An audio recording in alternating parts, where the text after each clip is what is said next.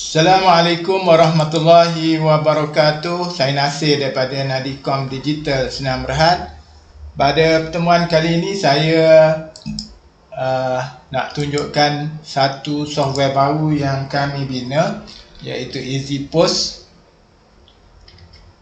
Mana software post ini adalah software yang online. Kalau untuk percubaan ini nanti kita akan untuk ni khusus untuk demo. Nanti untuk gunakan yang sebenar kita akan buanglah kat bawah ni. Kita guna Nadi Cashier ni. Ni password dia, admin 123. Kita login dan paparannya keluar macam ni. Yang pertama sekali kita nak macam ni, kita klik kat Open Post Session. Ni kita masuk ke opening balance. Yang tulis sini dia tulis kod Melayu, masukkan jumlah cash awal untuk shift anda. Okey, sekarang ni kita katakan duit baki ni ataupun duit untuk tukaran adalah 200. Kita klik open session. Okey, sekarang ni kita go to post.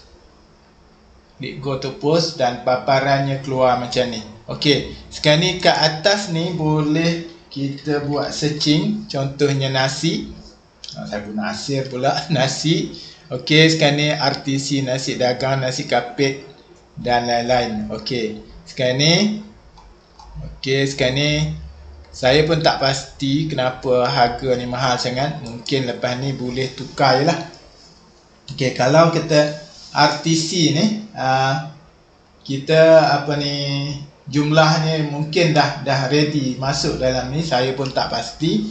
Cuma Cik Alia mesti cek balik dan bertanya selepas ni untuk memudahkan kami bantu Cik Alia. Okey, kita klik proses payment. Kalau dah selesai, maknanya sekarang ni dia akan tunjukkan kat sini, klik orang bagi 30, ni duit bakinya adalah RM3. Kita klik confirm print. Mana Cik Alia kena setting printer tu, Bluetooth printer dekat Android Cik Alia tu, nanti testing lah. Jadi kita terus ke session yang lain. Okey, sekarang ni kita kena klik nasi dulu mula-mula. Okey, sekarang ni okey, nasi dagang daging, okey, ataupun nasi dagang ayam. Kalau ada dia nak tambah okey, nak tambah apa dia? Okey, nak tambah add-on kita klik add-on. Dia nak tambah daging.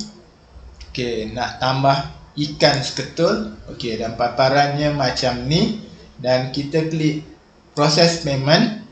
Okey, sekarang ni kita klik dan kita klik confirm.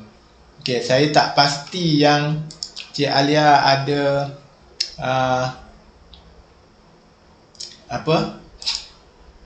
SST ataupun tidak. Kalau ada SST lain pula caranya.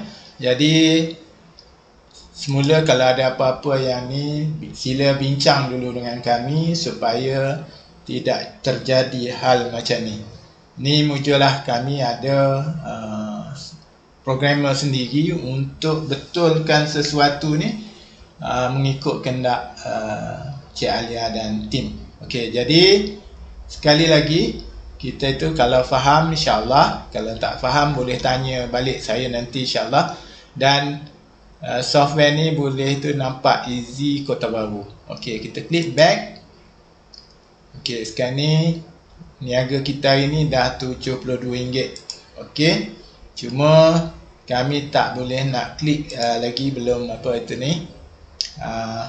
pasal dia khas untuk cashier. Jadi saya rasa cukup sekadar tu dahulu. Wallahu a'lam. Assalamualaikum warahmatullahi wabarakatuh.